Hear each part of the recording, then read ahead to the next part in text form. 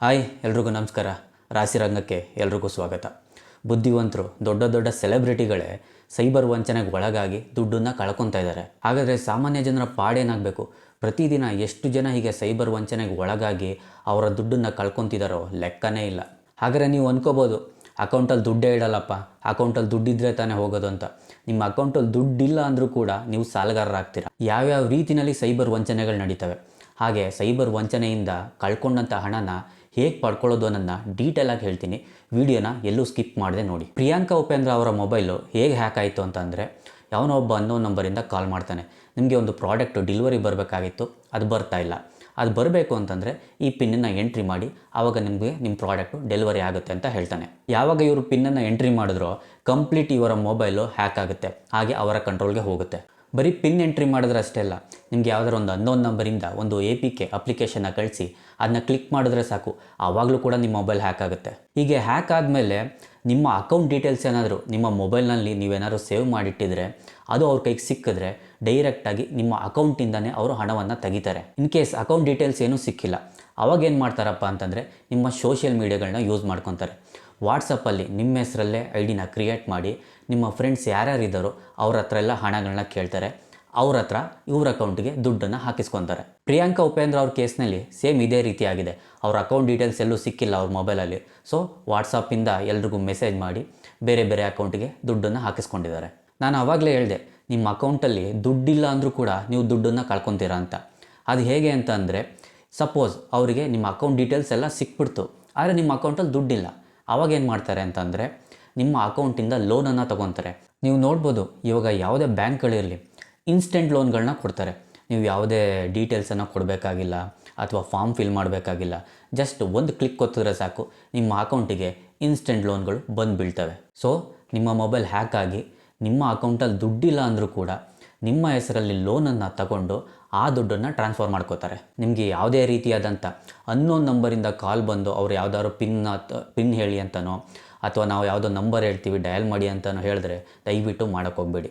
ಆಮೇಲೆ ಯಾವ್ದಾದ್ರು ಅನ್ನೋನ್ ಪರ್ಸನ್ನು ನಿಮ್ಮ ಹತ್ರ ಮೊಬೈಲ್ ಇಸ್ಕೊಂಡು ಕಾಲ್ ಮಾಡ್ತೀನಿ ಅಂದರೆ ಆವಾಗಲೂ ಕೂಡ ನಿಮ್ಮ ಮೊಬೈಲನ್ನು ಕೊಡೋಕ್ಕೆ ಹೋಗಬೇಡಿ. ಹಾಗೆ ನಿಮ್ಮ ಮೊಬೈಲ್ಗೆ ಯಾವುದಾದ್ರು APK ಫೈಲ್ಗಳು ಬಂದರೆ ಅದನ್ನು ಕ್ಲಿಕ್ ಮಾಡಬೇಡಿ. ಹಾಗೆ ಅನ್ನೋನ್ ಸೈಟ್ಗಳಿಂದ ಯಾವುದೇ ರೀತಿಯಾದಂಥ ಅಪ್ಲಿಕೇಶನ್ನ ಡೌನ್ಲೋಡ್ ಮಾಡೋಕ್ಕೆ ಹೋಗಬೇಡಿ. ಇವಾಗ ಇನ್ನೊಂದು ದೊಡ್ಡ ಸ್ಕ್ಯಾಮ್ ನಡೀತಾ ಇದೆ. ಅದು ಏನಪ್ಪ ಅಂತಂದರೆ ವರ್ಕ್ ಫ್ರಮ್ ಹೋಮ್ ಅಂತ. ವರ್ಕ್ ಫ್ರಮ್ ಹೋಮ್ ಅಂತ ಅಂದ್ಬಿಟ್ಟು ನಿಮಗೆ ವಾಟ್ಸಪ್ನಲ್ಲೋ ಅಥವಾ ಟೆಲಿಗ್ರಾಮ್ನಲ್ಲೋ ಏನಾದರೂ ಮೆಸೇಜ್ ಬಂದರೆ ದಯವಿಟ್ಟು ಅದನ್ನು ನಂಬಕ್ಕಂತೂ ಹೋಗಬೇಡಿ. ವರ್ಕ್ ಫ್ರಮ್ ಹೋಮ್ ಕೆಲಸ ನಿಮಗೆ 30,000 ಸಿಗುತ್ತೆ, 50,000 ಸಿಗುತ್ತೆ ಅಂತ ಹೇಳಿ ನಿಮ್ಮನ್ನು ನಂಬಿಸ್ತಾರೆ. ಆದರೆ 30-50 ಸಾವಿರ ಸಂಬಳ ಸಿಗೋಂಗಿದ್ದರೆ ಯಾರೂ ಹೊರಗಡೆ ಕೆಲಸಕ್ಕೆ ಕಷ್ಟಪಟ್ಟು ದುಡಿಯೋಕ್ಕೆ ಹೋಗ್ತಿರ್ಲಿಲ್ಲ, ಎಲ್ಲರೂ ಮನೇಲೇ ಕೂತ್ಕೊಂಡು ಕೆಲಸ ಮಾಡೋರು. ವರ್ಕ್ ಫ್ರಮ್ ಹೋಮ್ ಜಾಬ್ ಅಂತ ಹೇಳಿ ಫಸ್ಟು ನಿಮ್ಮನ್ನು ನಂಬಿಸ್ತಾರೆ. ನಂಬಿಸಿ ಹೋಟೆಲ್ ಬುಕ್ಕಿಂಗು ಆ ಥರ ಈ ಥರ ಏನೋ ಜಾಬ್ ಅಂತ ಹೇಳಿ ಫಸ್ಟ್ ಟೈಮ್ ನಿಮ್ಮ ಅಕೌಂಟ್ಗೆ ಹಣ ಕೂಡ ಹಾಕ್ತಾರೆ. 500 ರೂಪಾಯಿ, 1,000 ರೂಪಾಯಿ ಹೀಗೆ. ನಿಮ್ಮ ಅಕೌಂಟ್ಗೆ ಹಣ ಬಂತ, ನೀವು ಕೂಡ ಖುಷಿ ಆಗ್ತೀರಾ. ಆವಾಗ ಇವರು ಆಟ ಸ್ಟಾರ್ಟ್ ಮಾಡ್ತಾರೆ. ನೀವು ಮತ್ತೆ ಈ ಜಾಬ್ನ ಕಂಟಿನ್ಯೂ ಮಾಡಬೇಕಂದ್ರೆ ನೀವು ಒಂದಷ್ಟು ಅಮೌಂಟ್ನ ಇಲ್ಲಿಗೆ ಡೆಪಾಸಿಟ್ ಮಾಡಬೇಕು ಅಂತ ಹೇಳ್ತಾರೆ. ಒಂದು ಸಲ ಏನಾದ್ರು ನೀವು ದುಡ್ಡು ಹಾಕೋಕ್ಕೆ ಸ್ಟಾರ್ಟ್ ಮಾಡಿಬಿಟ್ರೆ ನೀವು ಟ್ರ್ಯಾಪ್ ಆದಂಗೆ ಅರ್ಥ. ಆ ಅಮೌಂಟ್ನ ಅವರು ಮೈನಸ್ ಮಾಡ್ತಾ ಹೋಗ್ತಾರೆ. ಇಲ್ಲ, ನಿಮಗೆ ಮತ್ತೆ ಇದರಿಂದ ಡಬಲ್ ಬರುತ್ತೆ, ಆ ಅಮೌಂಟ್ನ ತೆಗಿಬೇಕು ಅಂತಂದರೆ ನೀವು ಅಷ್ಟೇ ಅಮೌಂಟ್ನ ಮತ್ತೆ ಅಕೌಂಟ್ಗೆ ಡೆಪಾಸಿಟ್ ಮಾಡಬೇಕು ಅಂತ ಹೇಳ್ತಾರೆ. ಹಾಗೆ ಅಕೌಂಟ್ಗೆ ಡೆಪಾಸಿಟ್ ಮಾಡಿಸಿ ನಿಮ್ಮ ಹತ್ರ ಇರೋ ದುಡ್ಡೆಲ್ಲ ಖಾಲಿ ಮಾಡ್ತಾರೆ. ಕೊನೆಗೆ ಅವ್ರ ಕೈಗೆ ಸಿಗಲ್ಲ. ಮತ್ತು ಇನ್ನೊಂದು ಏನಪ್ಪ ಅಂತಂದರೆ ಶೇರಲ್ಲಿ ಇನ್ವೆಸ್ಟ್ ಮಾಡೋದು. ಶೇರಲ್ಲಿ ಇನ್ವೆಸ್ಟ್ ಮಾಡಿ ನಿಮಗೆ ಸ್ವಲ್ಪ ದಿನದಲ್ಲೇ ಅಮೌಂಟ್ ಡಬಲ್ ಆಗುತ್ತೆ ಅಂತ ಹೇಳ್ತಾರೆ. ನೀವು ಇನ್ವೆಸ್ಟ್ ಮಾಡ್ತೀರಾ, ಹಾಗೆ ನಿಮ್ಮ ಅಮೌಂಟು ಕೂಡ ಡಬಲ್ ಆಗುತ್ತೆ. ಮತ್ತು ಹಣದಾಸೆಗೆ ಏನು ಮಾಡ್ತೀರಾ ಅಂತಂದರೆ ಇನ್ನಷ್ಟು ಹಣನ ನೀವು ಡೆಪಾಸಿಟ್ ಮಾಡ್ತಾ ಹೋಗ್ತೀರಾ. ಯಾವಾಗ ನೀವು ಜಾಸ್ತಿ ದುಡ್ಡನ್ನ ಡೆಪಾಸಿಟ್ ಮಾಡ್ತೀರೋ ಇಮ್ಮಿಡಿಯೇಟಾಗಿ ಒಂದೇ ಸಲ ನಿಮ್ಮ ಅಕೌಂಟಿಂದ ದುಡ್ಡು ಖಾಲಿಯಾಗಿ ಹೋಗುತ್ತೆ. ಇದು ಒಂದು ರೀತಿಯಾದಂಥ ಸ್ಕ್ಯಾಮ್ ನಡೀತಾ ಇದೆ ಇವಾಗ. ಈ ರೀತಿ ತರಾವರಿಯಾಗೆಲ್ಲ ಸೈಬರ್ ಫ್ರಾಡ್ ನಡೀತಾ ಇದೆ. ಜನ ಎಲ್ಲ ದುಡ್ಡು ಕಳ್ಕೊತಾ ಇದ್ದಾರೆ. ಹಾಗೆ ಈ ದುಡ್ಡು ನಾವು ಕಳ್ಕೊಂಡಂಥ ದುಡ್ಡು ವಾಪಸ್ ನಾವು ಪಡ್ಕೊಳ್ಳೋಕ್ಕಾಗಲ್ವಾ? ಆಗುತ್ತೆ. ಆದರೆ ಅದು ನಾವು ಎಷ್ಟು ಬೇಗ ರಿಯಾಕ್ಟ್ ಮಾಡ್ತೀವಿ ಅನ್ನೋದ್ರ ಮೇಲೆ ಡಿಪೆಂಡ್ ಆಗಿರುತ್ತೆ. ನೀವು ಎಷ್ಟು ಬೇಗ ರಿಯಾಕ್ಟ್ ಮಾಡ್ತೀರೋ ಅಷ್ಟು ಒಳ್ಳೆಯದು. ಇನ್ ಕೇಸ್ ಸಡನ್ನಾಗಿ ನಿಮ್ಮ ಅಕೌಂಟಿಂದ ಏನಾದರೂ ದುಡ್ಡು ಹೊಟ್ಟಾಯಿತು, ನೀವು ಇಮಿಡಿಯೇಟಾಗಿ ಪೊಲೀಸ್ ಸ್ಟೇಷನ್ಗೆ ಹೋಗೋಕ್ಕಾಗಲ್ಲ. ಅವಾಗ ಏನು ಮಾಡಿ ಅಂದರೆ 1930ಗೆ ಕರೆ ಮಾಡಿ. ಅವರು ನಿಮಗೆ ಒಂದು ವಾಟ್ಸಪ್ ನಂಬರನ್ನು ಕಳಿಸ್ತಾರೆ.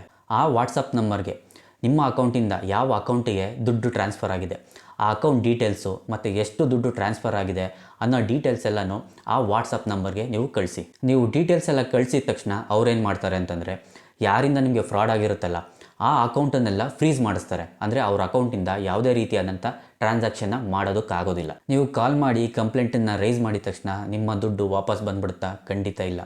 ಯಾಕಂದರೆ ನೀವು ರಿಟರ್ನ್ ಕಂಪ್ಲೇಂಟ್ನ ಕೊಡಲೇಬೇಕು. ನೀವು ಕಾಲ್ನಲ್ಲೋ ಅಥವಾ ಆನ್ಲೈನಲ್ಲೋ ಕಂಪ್ಲೇಂಟನ್ನು ರೈಸ್ ಮಾಡಿದ್ರೆ ಅದು ಕನ್ಸಿಡರ್ ಆಗಲ್ಲ, ಜಸ್ಟ್ ಅಕ್ಸೆಪ್ಟ್ ಆಗುತ್ತೆ ಅಷ್ಟೇ. ಆದರೆ ನೀವು ಹತ್ತಿರದ ಪೊಲೀಸ್ ಸ್ಟೇಷನ್, ನೀವು ಯಾವ ಲೊಕೇಶನಲ್ಲಿ ಇರ್ತೀರ ಆ ಪಿನ್ ಕೋಡಲ್ಲಿ ಯಾವ ಪೊಲೀಸ್ ಸ್ಟೇಷನ್ ಬರುತ್ತೋ ಅಲ್ಲಿಗೆ ಹೋಗಿ ನೀವು ರಿಟರ್ನ್ ಕಂಪ್ಲೇಂಟನ್ನು ಕೊಡಬೇಕಾಗುತ್ತೆ. ನೀವು ರಿಟರ್ನ್ ಕಂಪ್ಲೇಂಟನ್ನು ಕೊಟ್ಟ ಮೇಲೆ ಸೈಬರ್ ಕ್ರೈಮ್ ಡಿಪಾರ್ಟ್ಮೆಂಟ್ ಅವರು ಅವರ ಕೆಲಸವನ್ನು ಸ್ಟಾರ್ಟ್ ಮಾಡ್ತಾರೆ. ನಿಮ್ಮ ಅಕೌಂಟಿಂದ ಯಾವ ಅಕೌಂಟಿಗೆ ದುಡ್ಡು ಟ್ರಾನ್ಸ್ಫರ್ ಆಗಿರುತ್ತಲ್ಲ ಆ ಅಕೌಂಟನ್ನು ಫ್ರೀಸ್ ಮಾಡಿರ್ತಾರೆ. ಹಾಗೆ ಆ ಫ್ರಾಡ್ ಮಾಡಿರ್ತಾನಲ್ಲ ಅವನೇನಾದರೂ ಅವನ ಅಕೌಂಟಿಂದ ಬೇರೆ ಬೇರೆ ಅಕೌಂಟ್ಗೆ ಏನಾದರೂ ದುಡ್ಡನ್ನು ಟ್ರಾನ್ಸ್ಫರ್ ಮಾಡಿದರೆ ಆ ಅಕೌಂಟನ್ನು ಕೂಡ ಫ್ರೀಸ್ ಮಾಡ್ತಾರೆ. ಒಂದು ಸಲ ಈ ಅಕೌಂಟ್ಗಳು ಏನೇನು ಫ್ರೀಸ್ ಆಗ್ತವೆ, ನಿಮ್ಗೆ ಯಾರು ಫ್ರಾಡ್ ಮಾಡಿರ್ತಾನಲ್ಲ ಅವನ ಅಕೌಂಟ್ಗಳು ಫ್ರೀಸ್ ಆಗ್ತಾವಲ್ಲ, ಆವಾಗ ಸೈಬರ್ ಕ್ರೈಮಿಂದ ನಿಮಗೆ ಕಾಲ್ ಬರುತ್ತೆ. ಆವಾಗ ನೀವು ಪೊಲೀಸ್ ಸ್ಟೇಷನ್ಗೆ ಹೋಗಬೇಕಾಗುತ್ತೆ. ನಿಮ್ಮ ಹಣ ಇಂಥ ಅಕೌಂಟಲ್ಲಿ ಇಷ್ಟು ಫ್ರೀಸ್ ಆಗಿದೆ ನೋಡಿ ಅಂತ ಸೈಬರ್ ಕ್ರೈಮ್ ಅವರು ನಿಮಗೆ ಮಾಹಿತಿಯನ್ನು ಕೊಡ್ತಾರೆ. ಆ ಫ್ರೀಸ್ ಆದಂಥ ಅಮೌಂಟ್ನ ಬ್ಯಾಂಕ್ ಅವರು ಹಾಗೆ ನಿಮ್ಮ ಅಕೌಂಟಿಗೆ ಟ್ರಾನ್ಸ್ಫರ್ ಮಾಡಿಬಿಡೋದಿಲ್ಲ. ಅದಕ್ಕೆ ಅಂತಲೇ ಒಂದು ಪ್ರೊಸೀಜರ್ ಇದೆ. ಏನಪ್ಪ ಪ್ರೊಸೀಜರ್ ಅಂತಂದರೆ, ನಿಮಗೆ ಯಾರು ಫ್ರಾಡ್ ಮಾಡಿರ್ತಾನಲ್ಲ ಅವನ ಅಕೌಂಟ್ ಡೀಟೇಲ್ಸು ಮತ್ತು ನಿಮ್ಮ ಅಕೌಂಟ್ ಡೀಟೇಲ್ಸು ಎರಡನ್ನೂ ತಗೊಂಡೋಗಿ ಕೋರ್ಟಿಗೆ ಹೋಗಬೇಕಾಗುತ್ತೆ. ಅಲ್ಲಿ ಒಬ್ಬರು ಲಾಯರನ್ನು ಹಿಡಿದು ಹೀಗೆ ನನ್ನ ಅಕೌಂಟಿಂದ ಸೈಬರ್ ವಂಚನೆಯನ್ನು ಮಾಡಿ ದುಡ್ಡನ್ನು ತಗೊಂಡಿದ್ದಾರೆ, ಆ ದುಡ್ಡೆಲ್ಲ ನಂದು, ಅದನ್ನು ನನಗೆ ವಾಪಸ್ ಕೊಡಿಸಿ. ಇನ್ ಕೇಸ್ ಈ ದುಡ್ಡೇನಾದ್ರು ನಂದಲ್ಲ ಅಂತ ಪ್ರೂವ್ ಆದರೆ ಅದನ್ನು ನಾನು ರಿಟರ್ನ್ ಕೊಡ್ತೀನಿ ಅಂತ ಹೇಳಿಬಿಟ್ಟು ಒಂದು ಕೋರ್ಟ್ ಆರ್ಡರ್ ಕಾಪಿನ ಮಾಡಿಸ್ಬೇಕಾಗತ್ತೆ. ಈ ಕೋರ್ಟ್ ಆರ್ಡರ್ ಕಾಪಿನ ತೊಗೊಂಬಂದು ನೀವು ಸೈಬರ್ ಕ್ರೈಮ್ ಡಿಪಾರ್ಟ್ಮೆಂಟ್ಗೆ ಕೊಟ್ಟರೆ ಅವರು ಅದನ್ನು ಬ್ಯಾಂಕಿಗೆ ಕಳಿಸ್ತಾರೆ. ಆಮೇಲೆ ಬ್ಯಾಂಕ್ ಅವರು ನಿಮ್ಮ ಅಕೌಂಟಿಗೆ ದುಡ್ಡನ್ನು ಟ್ರಾನ್ಸ್ಫರ್ ಮಾಡ್ತಾರೆ. ಸಪೋಸ್ ನಿಮಗೆ ಫ್ರಾಡ್ ಆಗಿ 2 ಲಕ್ಷ ರೂಪಾಯಿ ಹೋಗಿರುತ್ತೆ. ಈ ಯಾರು ಫ್ರಾಡ್ ಮಾಡಿರ್ತಾನಲ್ಲ ಅವನ ಅಕೌಂಟಲ್ಲಿ ಕಂಪ್ಲೀಟಾಗಿ 2 ಲಕ್ಷ ರೂಪಾಯಿನೂ ಇದ್ದರೆ ನಿಮಗೆ ಪೂರ್ತಿ ಹಣ ವಾಪಸ್ ಸಿಗುತ್ತೆ. ಅವನ ಅಕೌಂಟಲ್ಲಿ ಏನಾದ್ರು 1 ಲಕ್ಷ ಇದ್ದರೆ ನಿಮಗೆ 1 ಲಕ್ಷ ಅಷ್ಟೇ ಸಿಗುತ್ತೆ. 50,000 ಇದ್ದರೆ 50,000. ಅವನ ಅಕೌಂಟಲ್ಲಿ ಏನೂ ಇಲ್ವಾ ನಿಮಗೆ ಹಣ ಸಿಗೋದಂತೂ 100% ಡೌಟೇ. ನಾನು ವಿಡಿಯೋ ಸ್ಟಾರ್ಟಿಂಗ್ನಲ್ಲೇ ಹೇಳಿದೆ, ನೀವು ಎಷ್ಟು ಬೇಗ ರಿಯಾಕ್ಟ್ ಮಾಡ್ತೀರೋ ಅಷ್ಟು ನಿಮ್ಮ ಹಣ ವಾಪಸ್ ಬರುವಂಥ ಚಾನ್ಸಸ್ ಇರುತ್ತೆ. ಹಾಗೆ ನೀವೇನಾದ್ರು ಲೇಟಾಗಿ ರಿಯಾಕ್ಟ್ ಮಾಡಿ ಲೇಟಾಗಿ ಏನಾದ್ರು ಕಂಪ್ಲೇಂಟನ್ನು ಕೊಟ್ಟರೆ ನಿಮಗೆ ಹಣ ವಾಪಸ್ ಬರೋ ಚಾನ್ಸು ತುಂಬಾ ಕಡಿಮೆ ಅಂತ ಹೇಳ್ಬೋದು. ನೀವು ಕಂಪ್ಲೇಂಟನ್ನು ಕೊಡ್ತೀರಾ, ಕೆಲವ್ರಿಗೆ ಹಣ ಸಿಗಲ್ಲ, ಕೆಲವ್ರಿಗೆ ಅದೃಷ್ಟ ಚೆನ್ನಾಗಿದ್ದರೆ ಅವ್ರ ಹಣ ವಾಪಸ್ ಸಿಗುತ್ತೆ.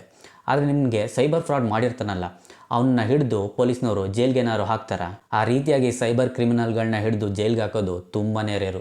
ಯಾಕಂದರೆ ಅವನು ಯಾವ ರಾಜ್ಯದಲ್ಲಿ ಯಾವ ಮೂಲೆಯಲ್ಲಿ ಕೂತ್ಕೊಂಡು ಆಪ್ರೇಟ್ ಮಾಡಿರ್ತಾನೋ ಇವ್ರಿಗೆ ಗೊತ್ತಿರಲ್ಲ. ಸೈಬರ್ ಡಿಪಾರ್ಟ್ಮೆಂಟ್ ಅವರು ನೀವು ಕಳ್ಕೊಂಡಂಥ ಹಣನ ವಾಪಸ್ ಕೊಡ್ಸೋದಕ್ಕಷ್ಟೇ ಟ್ರೈ ಮಾಡ್ತಾರೆ ಹೊರತು ಕ್ರಿಮಿನಲ್ಗಳನ್ನ ಹಿಡಿಯೋಕ್ಕೆ ಅವರು ಪ್ರಯತ್ನ ಮಾಡಲ್ಲ. ಸರ್ಕಾರ ಮತ್ತು ಸೈಬರ್ ಕ್ರೈಮ್ ಡಿಪಾರ್ಟ್ಮೆಂಟ್ ಎರಡೂ ಜನರಲ್ಲಿ ಎಷ್ಟೇ ಜಾಗೃತಿ ಮೂಡಿಸಿದ್ರೂ ಕೂಡ ದಿನೇ ದಿನೇ ಸೈಬರ್ ಕ್ರೈಮ್ ಅನ್ನೋದು ಜಾಸ್ತಿ ಆಗ್ತಾನೇ ಇದೆ. ಎಲ್ಲಿವರೆಗೂ ಈ ಸೈಬರ್ ಕ್ರೈಮ್ಗೆ ಕಠಿಣವಾದ ಕಾನೂನನ್ನು ತರಲ್ವೋ ಅಲ್ಲಿವರೆಗೂ ಈ ಸೈಬರ್ ಕ್ರೈಮ್ ಅನ್ನೋದು ನಿಲ್ಲೋದಿಲ್ಲ, ದಿನೇ ದಿನೇ ಜಾಸ್ತಿ ಆಗ್ತಾನೆ ಹೋಗುತ್ತೆ. ಸೋಷಿಯಲ್ ಮೀಡಿಯಾದಲ್ಲಿ ಯಾರು ಸೆಲೆಬ್ರಿಟಿಗೆ ಕೆಟ್ಟದಾಗಿ ಕಮೆಂಟ್ ಹಾಕಿದ್ರೆ ಸೈಬರ್ ಕ್ರೈಮ್ ಅವರು ಅವರನ್ನು ಹಿಡಿತಾರೆ. ಅಂದರೆ ಅವ್ರನ್ನ ಹಿಡಿಬಾರ್ದು ಅಂತಲ್ಲ, ಖಂಡಿತ ಹಿಡಿಬೇಕು, ಅವ್ರಿಗೂ ಶಿಕ್ಷೆನ ಕೊಡಬೇಕು. ವರ್ಷಾನುಗಟ್ಟಲೆ ಕಷ್ಟಪಟ್ಟು ದುಡ್ದು ಹಣವನ್ನು ಕೂಡಿಟ್ಟು ಮಕ್ಕಳ ಎಜುಕೇಷನ್ಗೋ, ಮದುವೆಗೋ, ಮನೆ ಕಟ್ಟೋಕ್ಕೋ, ಇನ್ನೇನಕ್ಕೋ ಅಂತ ಬ್ಯಾಂಕಲ್ಲಿ ತೊಗೊಂಡೋಗಿಟ್ರೆ ಫ್ರ್ಯಾಕ್ಷನ್ ಆಫ್ ಸೆಕೆಂಡಲ್ಲಿ ಅದನ್ನ ಎಗರಿಸ್ಬಿಡ್ತಾರೆ. ಅಂದರೆ ಅಂಥವ್ರನ್ನ ಹಿಡಿದು ಅವ್ರಿಗೆ ಕಠಿಣವಾದ ಶಿಕ್ಷೆನ ಕೊಡಬೇಕಲ್ವ. ಮೇ ಬಿ ಸೆಲೆಬ್ರಿಟಿಗಳ್ಗೇನಾದ್ರು ಈ ರೀತಿಯಾಗಿ ಸೈಬರ್ ಫ್ರಾಡ್ ಆದರೆ ಪೊಲೀಸ್ ಅವರು ಇಮ್ಮಿಡಿಯೇಟಾಗಿ ಆ್ಯಕ್ಷನ್ನ ತಗೊಂಡು ಆ ಸೈಬರ್ ಫ್ರಾಡ್ನ ಹಿಡಿಬೋದು ಅನಿಸುತ್ತೆ. ಆದರೆ ಜನಸಾಮಾನ್ಯರಿಗೇನಾದ್ರು ಈ ಥರ ಸೈಬರ್ ಫ್ರಾಡ್ ಆದರೆ ಆಗ ಸೈಬರ್ ಕ್ರಿಮಿನಲ್ಗಳನ್ನ ಹಿಡಿಯೋದು ತುಂಬಾ ರೇರ್ ಅಂತ ಹೇಳ್ಬೋದು. ಅದಕ್ಕೆ ಅವರು ಕಂಟಿನ್ಯೂಸ್ ಆಗಿ ಈ ಥರ ಕ್ರಿಮಿನಲ್ ಆ್ಯಕ್ಟಿವಿಟೀಸ್ನ ಮಾಡ್ತಾನೇ ಇರ್ತಾರೆ. ಈ ವಿಡಿಯೋ ಇಷ್ಟ ಆಗಿದರೆ ಎಲ್ಲರೂ ಚಾನಲ್ಗೆ ಸಬ್ಸ್ಕ್ರೈಬ್ ಮಾಡಿ, ಎಲ್ರಿಗೂ ಶೇರ್ ಮಾಡಿ, ಸಪೋರ್ಟ್ ಮಾಡಿ. ಮತ್ತೆ ಮುಂದಿನ ವಿಡಿಯೋದಲ್ಲಿ ಸಿಗೋಣ.